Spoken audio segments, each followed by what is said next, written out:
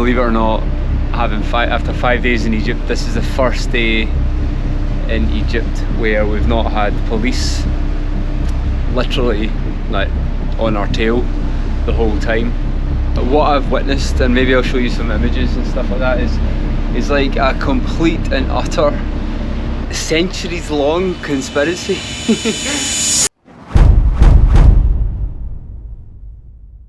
So I don't know how I managed it, but I've ended up on the wildest tour of Egypt ever. The moon's out. We are sailing down the Nile, and believe it or not, after 5 days in Egypt, this is the first day in Egypt where we've not had police literally like on our tail the whole time. Yeah, that's been wild. I don't even know what to say about it. I think there's something a bit more afoot than the media, the textbooks and the archaeologists say. Like how this is not just common knowledge, like people aren't like, oh shit, like this is aliens, guys. Okay, I said the word. A minute and 49 seconds in, but I said it. But fundamentally, what I've witnessed, and maybe I'll show you some images and stuff like that, is like a complete and utter like centuries long conspiracy that nobody seems to be not really that bothered about. I'll give you an example. So we arrived and we the tour I'm on, which is very interesting in and of itself. I'll maybe explain some of that later. But the tour I'm on, the guy who runs it is a very interesting man. His name's Jerry Sargent. I recommend checking him out. So, like, just for now, and that's all I'll say about that. But we went into the King's Chamber. We did.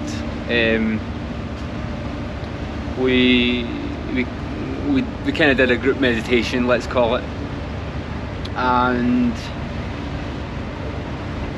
when we did that, it seemed like the police got wind of it and they came out. I've got pictures of some of that. I don't know if I've got pictures of all of it because I wasn't really sure what was going on. I just thought, oh, maybe that's just normal, but police come out to make sure we're doing alright. But no, actually what happened was the guy, they wanted to arrest the guy because they think he's like a priest. So it's basically illegal to have any kind of religious thought or just any spiritual connection to the pyramids. It's illegal. They will shut you the fuck down, and we've been experiencing that. So basically, since that happened, we've had like between 4 to 20 police people on us. 20 for a group of 50 for the whole time. Just the whole thing's a bit wild. I ended up like, oh, let's go on a tour to Egypt, and like, to quote Car Seat Headrest, it's less than what I paid for, but more than what I bargained for. And that is so true. I'm on, like I said, day 5 here, and it is just something else.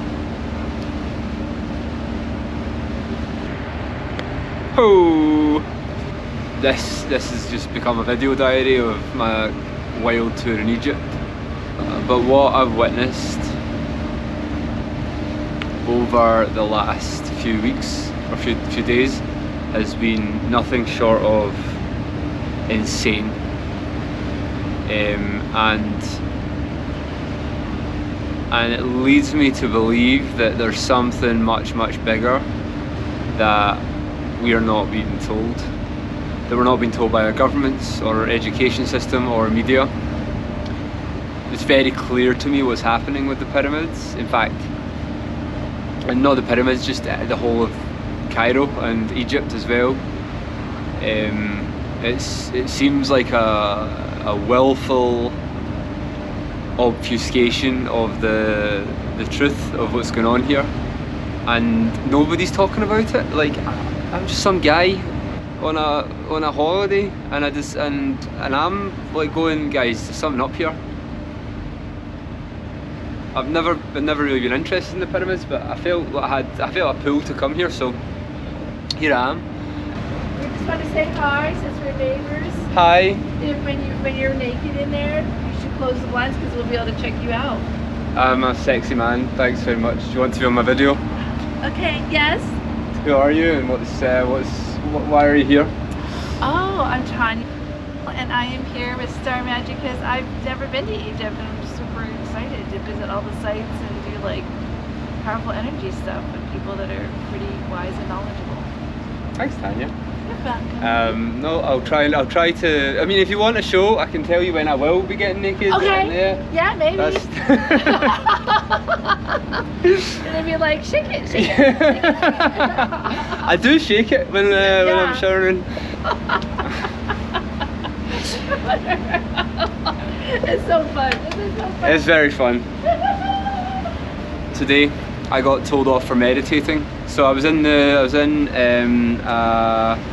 I wish I could remember the chamber, but I was in a chamber and I was meditating, and I was told off and threatened to like get the police on me. And it's like, for meditating? Really? What's wrong with meditating, pal?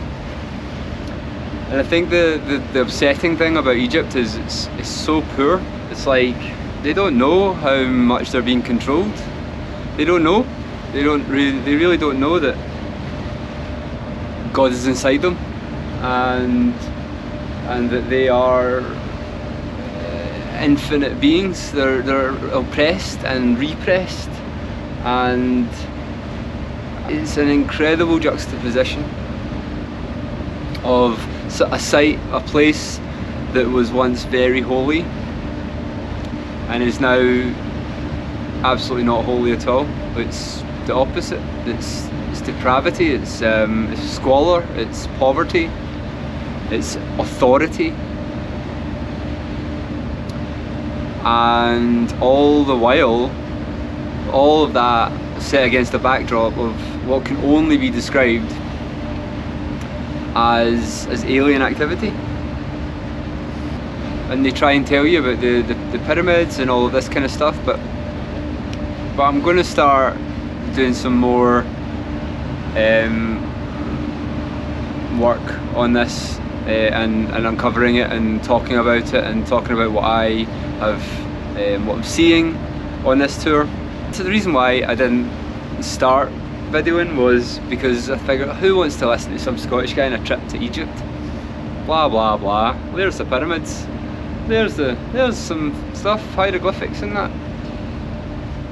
But when we came here with, as Tanya says, Star Magic Healing, and the police started following us everywhere, 2 police in each bus, and a cop car behind us.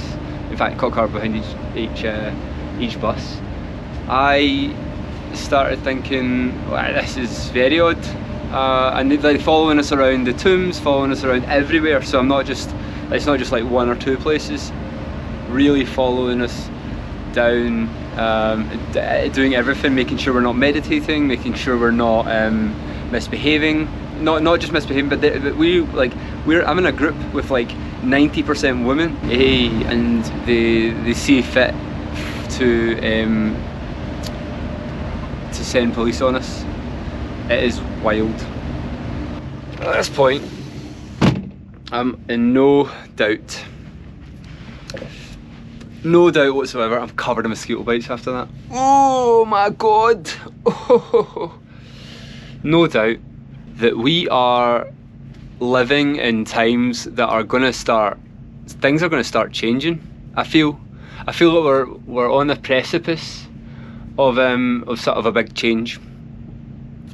And a really good indication of that is when I was on the flight here, I watched a very interesting Joe Rogan podcast, and it didn't make any sense because it was Cat Williams talking about Thoth, the Anunnaki. He had and a whole bunch of other stuff. Hermes Trismegistus, who's an incarnation of Thoth. And he was talking about all this stuff, and I'm like, this is secret knowledge. People are not meant to know this. A good example being, you can buy statues of most gods here. Try find a statue of Thoth. It's basically impossible, and the reason why is because Thoth was the god of wisdom.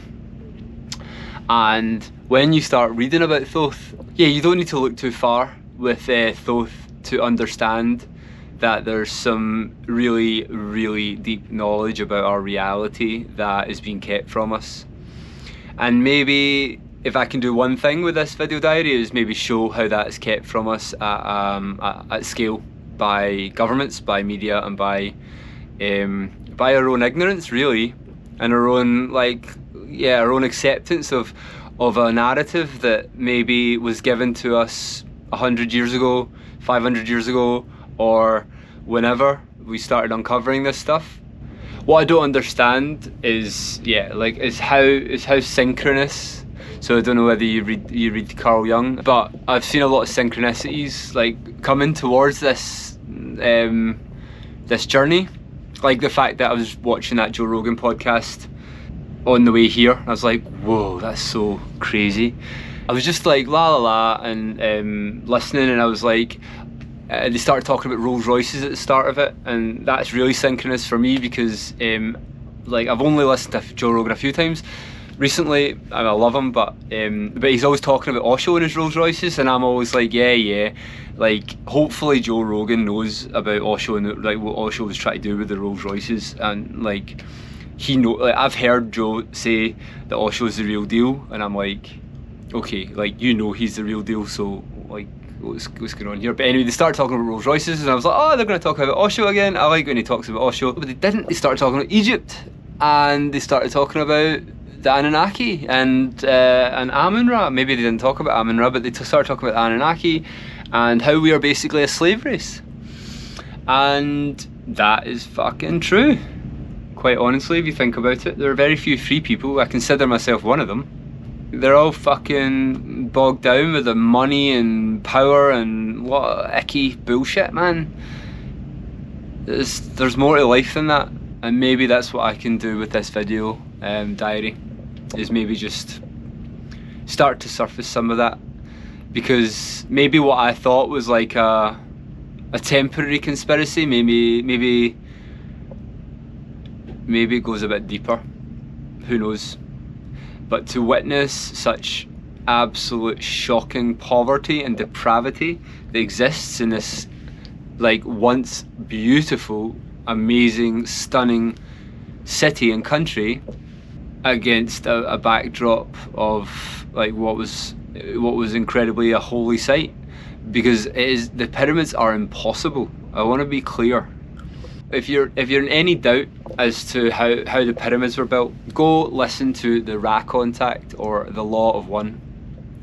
It is a channeled book. It is an incredible book, and it explains how the pyramids were built, and it's a better theory than anybody else has ever given us.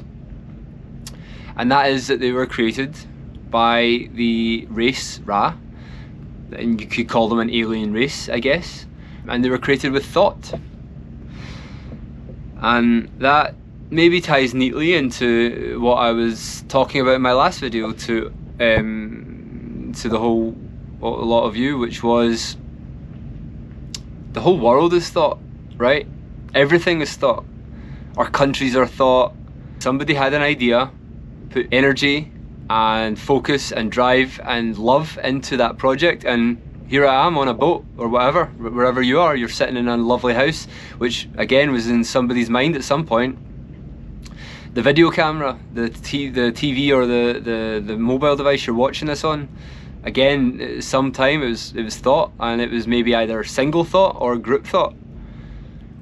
And that is exactly how they built the pyramids. But we are talking about races that had the ability to think way beyond what we're talking about.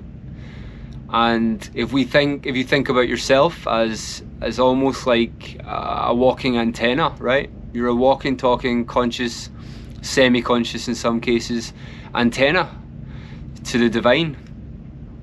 So if you think about that, and you look at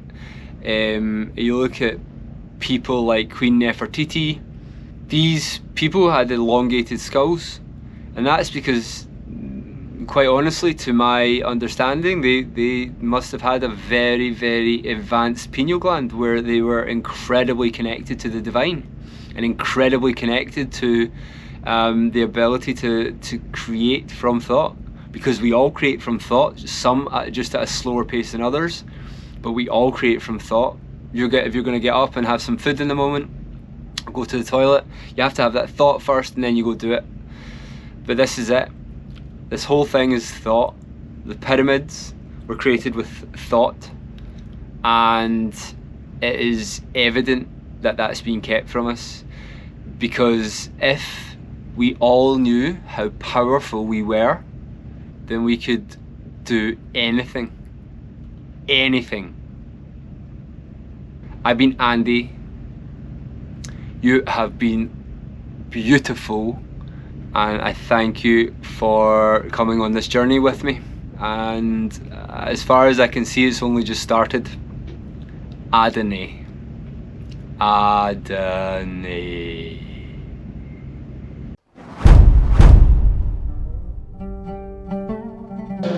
The Egyptian piglets following us about. Kind of a policeman with a big gun, big massive assault rifle. It's wonderful. Look at this. And yeah, and maybe you'll get a naked show for Tanya. I don't think anybody needs to see that really. I will not be shaking it like a Polaroid picture.